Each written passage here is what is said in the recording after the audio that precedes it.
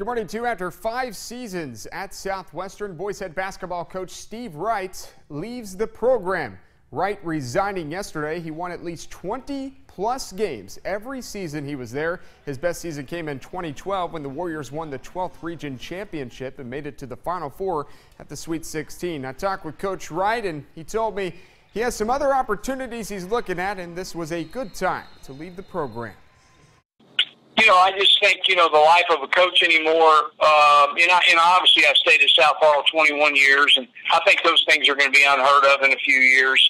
I think the life expectancy of a coach is about 5 to 7 years, and I feel good about what we've done in these 5 years. We've laid a great foundation, and I just think it's a good time for me to move on. I'm really comfortable with it. I feel good about it. I know it's the best decision for me.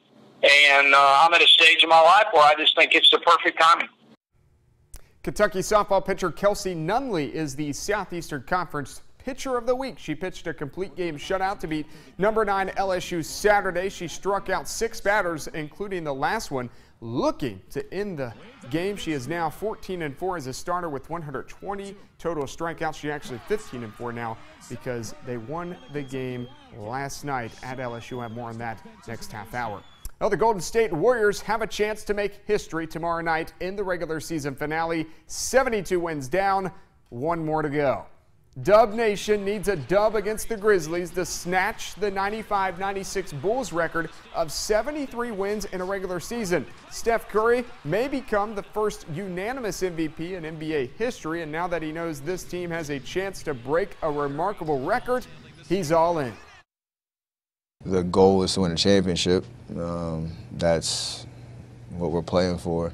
But we've put ourselves in a great position to end the season with a win and do something no team's done in history. So that's an amazing accomplishment. It meant more to me back then, personally, but to see the look on these guys' faces knowing that they have a chance to break the record and at least they've tied it, they're pretty excited, and that's what's great about coaching when you see your team smiling and happy.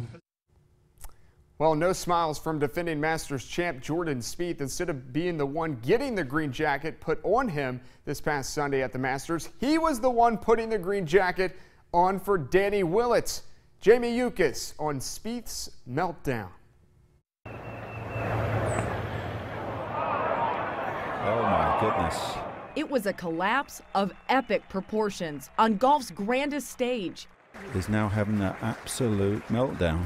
After hitting 2 balls into the water on the 12th hole, Jordan Spieth, arguably the world's greatest player, gave away golf's greatest tournament.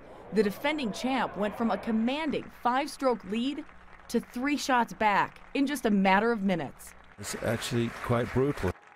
On his final walk to the clubhouse, Spieth's frustration was visible. Just not in the face, if you guys don't mind, please. Just not right now in the face.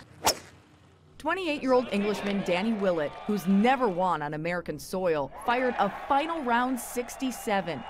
Look at the ovation for this kid. Snatching the green jacket away from Spieth, who seemingly had one arm already in it. The 2016 Masters champion, Danny Willett. Willett's surprising victory nearly never came to be. His wife Nicole was pregnant with an official due date on Masters Sunday.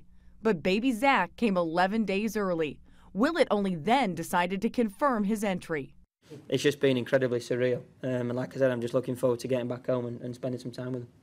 But for Jordan Spieth, it was a heartbreaking, gut-wrenching defeat, all culminating with the 22-year-old handing over the jacket he thought he'd be adding to his wardrobe. Yeah, it's tough.